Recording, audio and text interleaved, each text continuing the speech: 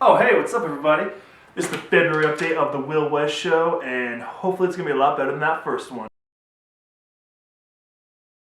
February, I'm going to just address this immediately, even though no one's really commented or said much on this, but I know that first video wasn't the greatest. I'm taking a little bit of inspiration from things I follow on YouTube, and some of their videos were probably not the greatest, but I know they probably put a lot of work into it, and I put a little bit of work into it, but I was limited by my resources. I've got a few different things. Hopefully this one turns out a lot better than that one, and we can just keep going from there. I'll take any advice or criticism or help, because I'm just starting out. And with that, I guess I'll just cover the rules again for this type of video. This is an update for February. The rules are simple. Can't have seen the movie. One every day.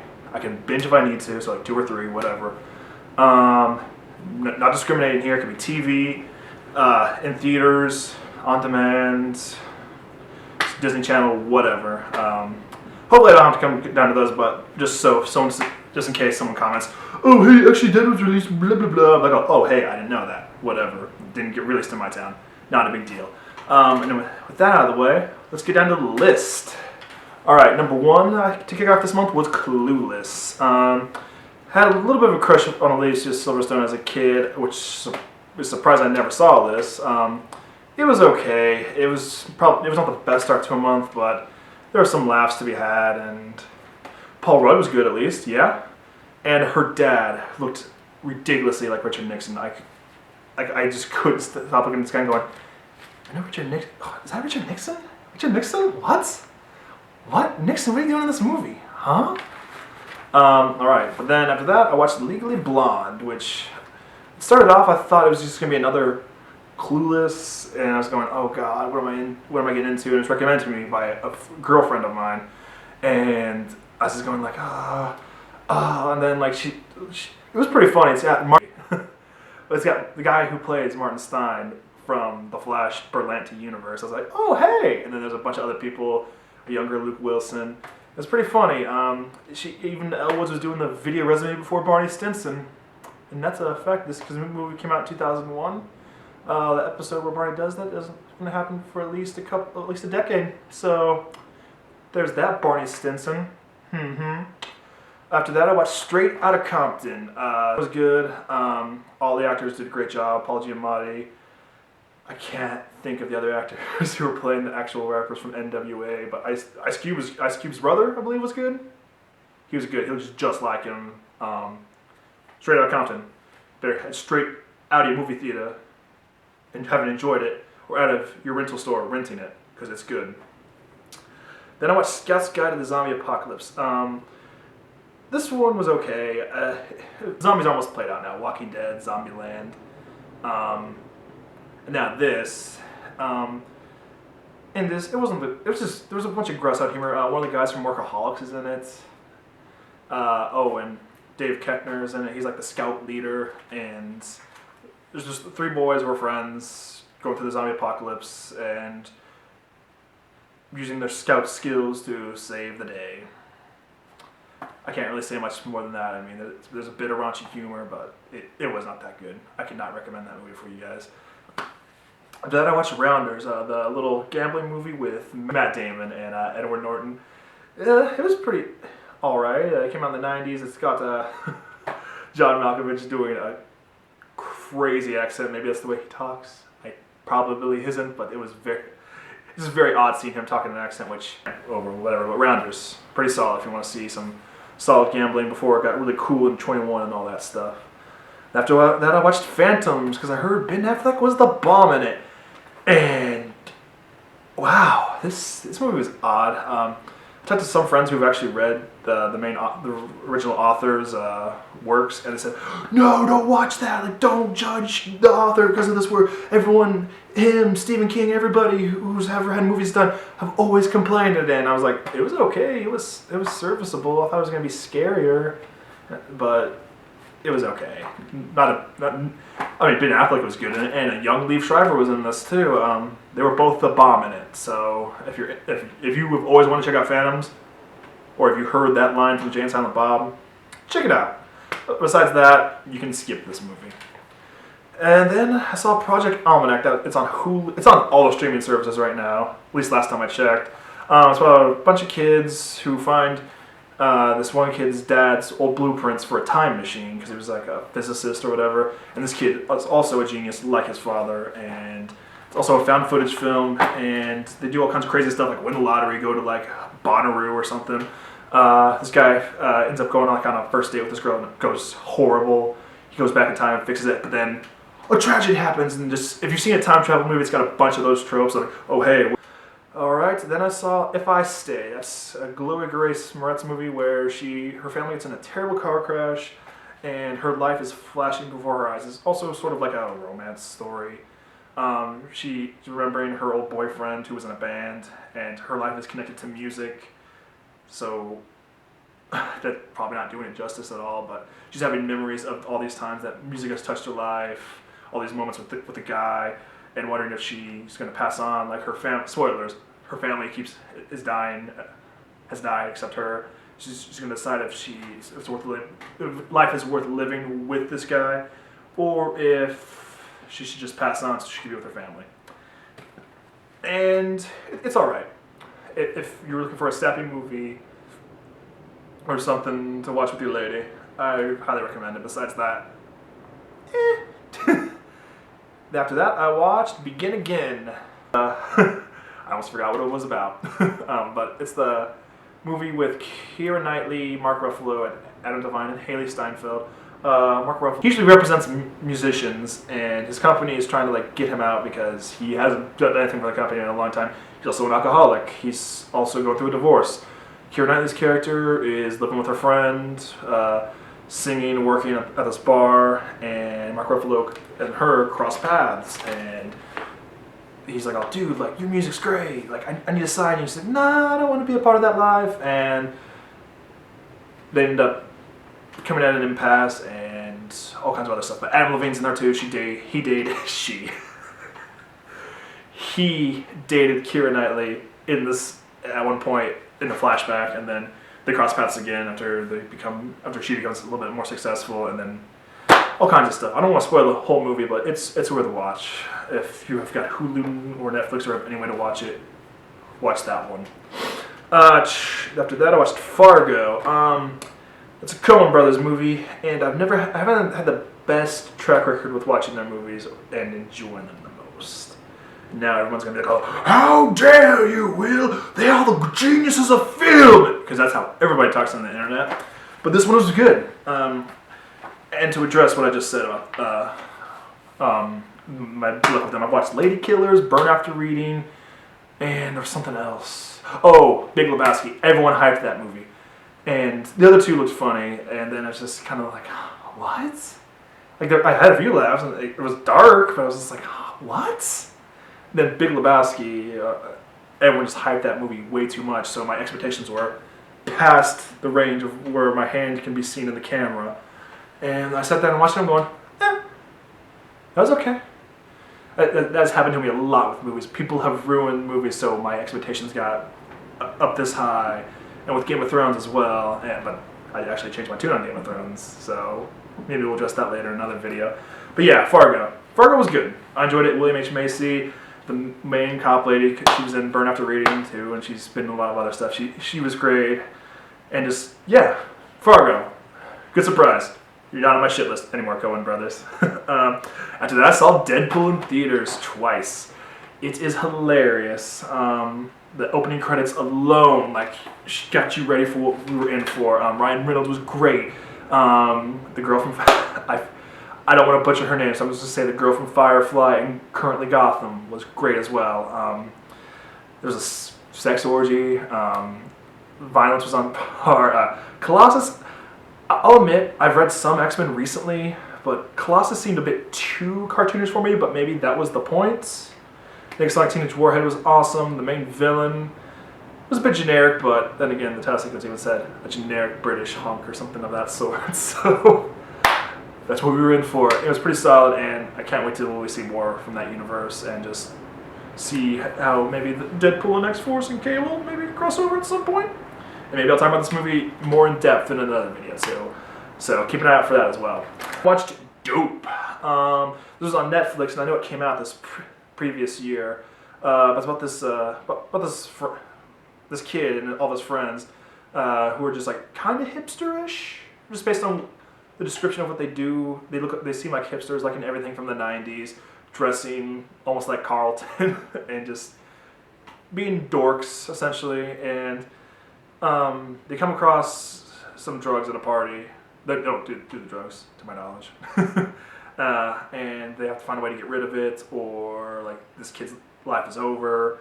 And yeah, dope.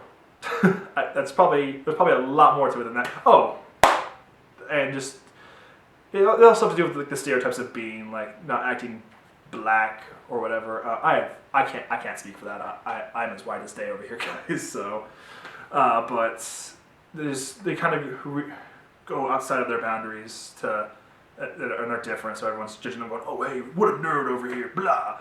But it actually works in their advantage at some points in the movie. The points it doesn't. So dope. Don't be a dope. Check out Dope.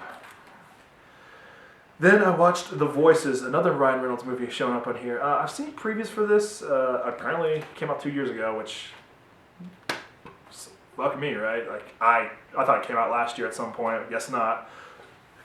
But this guy's a psycho. Then I watched Voices with Ryan Reynolds.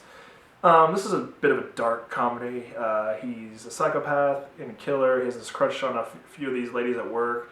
And he can also hear these voices coming out of his pets when he doesn't take these pills. It's a bit of an odd one, but if you're into a dark comedy and you like Ryan Reynolds, Anna Kendrick, Gemma Arterton, it's good to watch. It's a dark comedy. Check it out. Let's see here. Then I watched Tusk. Kevin Smith. I love Kevin Smith. But this movie was odd, and the story behind it is just odd too. I think I actually even listened to this one too on Smodcast, and it was just him and Scott Mosier talking about this pitch for an idea for a movie where this guy ends up making a weird walrus suit for a man, and it's just odd. Like I cannot recommend this movie. I'm glad Kevin Smith is doing movies that he wants to do, but this movie's just. Pardon my French, but it's fucked up. After that, I watched Plastic Galaxy. It's a documentary about Star Wars toys. And this interests me for several reasons, and I'll show you why. I'm a collector of them. I love Star Wars toys. I have all kinds. And that's only a little bit of my collection, but I'm a putting. And if you want to see more of these, maybe we'll do like a Will's Toy Box collection or something one day. But yeah, Plastic Galaxy, if you want to know the history about classic Star Wars toys and just some other craziness, check out that. It's on Amazon Prime right now. After a long wait, I saw The Revenant in theaters, finally. Thank God Leo won the Oscar, because he's been getting robbed. But yeah, I don't know if many of you know about the plot of this movie, but Leonardo DiCaprio is part of this team. He's a tracker to get them from point A to point B safely. And this is mauled by a bear, I guess. No, you go, Leo. A lot of people were saying it should have won Best Picture. I can kind of see that, but I've only seen like 3 of the Best Picture nominations, so I can't really say that at this point. But I won, because Leo, I'm on your team, boy. But yeah, he's a tracker, and his son is murdered in front of him after he's brutally injured by a bear. And the man who kills his son is Tom Hardy, and he goes nuts and becomes a revenant, a spirit of revenge, if you will. A spirit of vengeance, if you will. And he goes after him. Solid movie, you need to check it out. That little spill probably did not give it justice. Maybe we'll talk about that in a later video. Great movie. Every shot of it looked beautiful. Just even of the nature, like the opening like sequence of this lake, it just looked great. Great movie. Eternal Sunshine of the Spotless Mind. And this movie got hyped for me a lot too at different points, and it's a good movie. It's solid. maybe I'm not in the right state to watch it because I'm really happy and I'm in a relationship right now, but I know a lot of people have said they watched this after breakups, and they said it's like almost like therapy for them. And to you guys, I hope it helped you out. For me, it was a bit sad, but that's part of the point of this movie. If you don't know about the plot of this movie, I don't want to spoil it too much, but Jim Carrey and Kate Winslet dated at one point, and there is a procedure in this universe where people can erase your memory, and you can erase people from your life, and then they'll take care of everyone else knowing about it. Like, oh hey, like there's a new little postcard saying, oh hey, blah blah blah, has their memory erased of this person. Don't bring them up. That would help us out. Thanks. A lot of people. After that, I watched Jersey Girl, which Kevin Smith shows up twice on my list, and I've heard this is his worst movie. It's not that bad.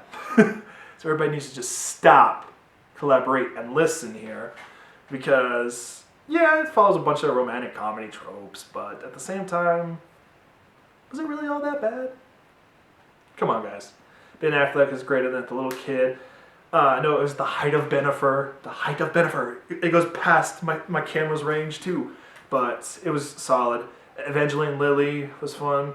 I think the only thing I missed was Jay and Silent Bob showing up. Besides that, Jersey Girl isn't that bad. If you've avoided this movie because you've heard it's the worst Kevin Smith movie, it really isn't. Check it out, Jersey Girl. Initially, previews sold this to me, or at least my interpretation of previews that I've seen for this movie, made it look like it was going to be more of a positive, happy, like, indie romance thing. False! I need to stop assuming things, because you know what happens there, guys. And, yeah, Miles Teller, Shailene Woodley do a great job. I think even Brie Larson is the previous love interest of Miles Teller. It's kind of... He's at a crossroads, an impasse in his life, and he's just kind of coasting, doesn't know what he wants to do, which I think we've all been there, but this really takes a look at it. And yeah, it's a solid movie. You have to be in the right mood for it, in which I was not prepared, because I think I watched Jersey Girl literally right before this. I was like, ooh, ah. But yeah, Spectacular Now. You can watch it Spectacularly Now, I believe on Amazon Prime. Dreamscape. This was recommended to me. Just like a little web. Watch Steve Jobs. Starring Michael Fassbender, Kate Winslet, Seth Rogen. That's all I can think of off the top of my head. And if you don't know the premise of this movie, it takes place during 3 extremely important like press conferences for Apple products or just products Steve Jobs was ahead of. And in those, like he would be meeting with the people who kind of like shaped like what he will become and whatnot, and his failures and successes, like the Macintosh. The Big Black Cube. I didn't even know about that one, to be honest with you. I'm not saying I'm not a Steve Jobs nerd, so I'm not completely worried I didn't know about that. And then the iMac. It's pretty solid. He also deals with his relationship with his daughter and his ex-wife. And just Michael Fassbender is a great actor. I loved him as Magneto, and I loved him in Inglourious Basterds and everything else I've seen him in. He's always good. And he just took this role out. And this movie's had a lot of trouble, so I'm glad they got the product out there finally, and it's good. And then Pokemon Day happened. So I was going to try to rent some of the Pokemon movies from my age that I haven't seen, like Heroes. I think that was the last one I needed to see. But I sadly did not. I just watched some more recent ones. And to kick that off, I watched Pokemon, Giratina, and the Sky Warrior, which is part of the Sinnoh trilogy. And I know it's part 2, guys. So before nerds get here going, did you watch the first one? Yes, I watched the first one years prior. I know what happens in it. But the main bad guy is similar to the one in Pokemon 2000, who wants to kill legendary birds to bring out Lugia. This guy just wants to get Giratina so he can go to his alternate dimension and stay there and destroy Earth, so he'll be left alone. Kind of weird plot, but Pokemon's kind of weird. I mean, we've had 2 Pokemon gods and all kinds of weird stuff. So, yeah, Giratina and the Sky Warrior. Oh, they also have Shaman. I believe it's a girl. Yeah, Shaman's a girl. The girl legendary Pokemon that comes and is really cute. Looks like a little hedgehog. Takes to Ash and Dawn and all them, and is the only thing that could potentially stop Giratina, so they protect it, and yeah. Pokemon Giratina and the Sky Warrior. Then I watched another Pokemon movie, Diancie and the Cocoon of Destruction. And this one is so little kiddish. I know Pokemon is a kid's franchise, but some of their movies like take the material and make it a little bit more mature. Like I want to say 2003, or towards the end of my like watching it religiously as a kid. But like some of the stuff they were dealing with, like Ash's relationship with Misty, and Ash's trying to save his mom, and the one girl dealing with her both of her parents being dead. Like there's some deep stuff in there, and those are kids movies. This one was like something you would see on Disney Junior. Like Diancie is a Pokemon from Generation 6. It's part of the new fairy type, and I get like some of these movies gotta hype up those Pokemon. But in this movie, she's trying to learn this technique to make this Heartstone to bring balance to her kingdom because she's a princess. And she needs to go find the legendary Pokemon Xerneas, which is a giant blue elk who's badass. And there's these bad guys who dress like their starter Pokemon. Like there's a woman dressed like a witch, like her Delphox. A guy dresses like a ninja, and these bounty hunters who ride on edges, who are trying to capture Diancie, since Diancie is really powerful and can make diamonds, and they can keep having funds forever. But they end up waking up the Cocoon of Destruction, which has Evatile in it, which is another legendary from that generation. Funny enough, I'm talking about this more than every other movie, because apparently it did touch me somewhere in here. But yeah, it's very little kiddish. It doesn't get exciting until like the last 20 minutes. If you are a kid and you like Pokemon and you enjoy this, that's fine. This is your generation. You own it. You love it. Go for it. I just gotta say I didn't really like this one. But yeah, Diancie the Cocoon of Destruction, not of Evolution. That's Yu-Gi-Oh. Then I watched Leon the Professional, or just The Professional. I've always heard this movie always comes up in like, oh, it's one of the best action movies or like best like performances ever, and it deserves that hype. This is like one of the few movies that's hyped for me that actually follows through. And yeah, it's got a young Natalie Portman, Gary Oldman's in it, and this Leon's a badass. There's some stuff I've seen in movies, and now I know what they're taking it from. Leon the Professional, check it out. Then I watched Johnny English. I didn't know what I was expecting from this. Rowan Atkinson is funny. I just think this movie came out at a bad time, and just they didn't let, some of these jokes did not land completely. I just think the whole spy parody movie had been played out at this point. This movie came out in 2003. Austin Powers was just wrapping up, or had wrapped up previously. But then again, there's spy parody movies now, like the movie Spy, and that's doing it great. I don't know, maybe just Rowan Atkinson and just British humor doesn't hit me as like it's supposed to, but Johnny English was another stinker on this list, unfortunately. But I haven't hit that many stinkers at all in here. Then I watched Spotlight. Funny enough, I rented this with the intention to watch this instead of the Oscars, because I never watched the Oscars. Then I got home, turned the TV on, watched the Oscars, and I was like, alright, some of this stuff's intriguing. And then Stacey Dash happened. It's like, okay, that's cool. And then this won Best Picture, so if you want to see what wins Best Picture sometimes, just hang around me when one of them is released on DVD, and I rent it with the intention to watch it on that night. It might win Best Picture. No guarantees, though. But, I should probably actually talk about the movie now.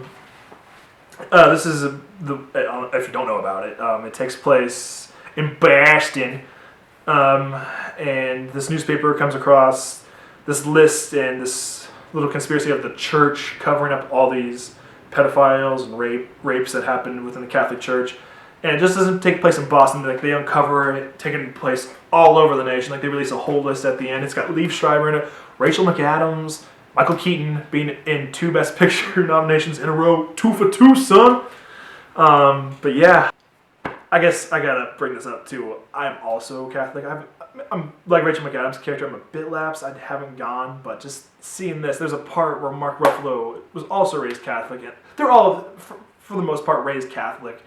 And Mark Ruffalo gets on this tangent going, God, like, this makes me, I'm paraphrasing here, but he's like, this makes me sick. Like, I've always had that, like, that wanting to go back, but after finding all this, like, I don't think I ever want to. And just like me seeing it, like, that almost hits me here, like going, like, Mark Ruffalo, like, you took the words right out of my mouth, man. Like, this, yeah, fuck. And I know it's been a topic forever, but yeah, Spotlight, Best Picture winner. It deserves some of the hype for winning Best Picture. Then I watched What We Do in the Shadows to wrap up this month. And if you don't know about this, it's got Jermaine from Flight of the Conchords. He's one of the main stars in it. But it's sort of like a mockumentary, like found footage thing of a bunch of flatmates who are all vampires living in New Zealand and just talking about their daily struggles. And they find some funny ways to like get around some stuff and some great editing with some of the stuff. Because as we know, some vampires can't see their reflections, so they gotta find creative ways to get dressed and like look nice for their nights out on the town. Just a lot of tropes like familiars, like how they treat some of these familiars badly. It was almost like relationships we see on reality TV. But yeah, it's pretty funny. I enjoyed it. I mean, I wasn't laughing hysterically, but I was like, oh, yeah, that's pretty funny. Like, I'm glad they're making fun of some of these tropes from vampire things. It was a fresh thing in the hype, at the end of the hype of the vampire thing. But yeah, that's it for February, guys. If you enjoyed this, like, comment, subscribe. As Past Will was saying, like, comment, subscribe, do it all. Comment on here. Give me criticisms. Give me suggestions for more movies. Tell me what you guys want to see from here. If you want to see me talk more about Pokemon, talk about that. If you want to see me talk about Star Wars, it's coming. I promise. I'm going to talk about Force Awakens and the others. Just give me time. Gotta be patient. Besides that, like, comment, subscribe, and I'll see you later. Just remember, when there's a will, there's a way.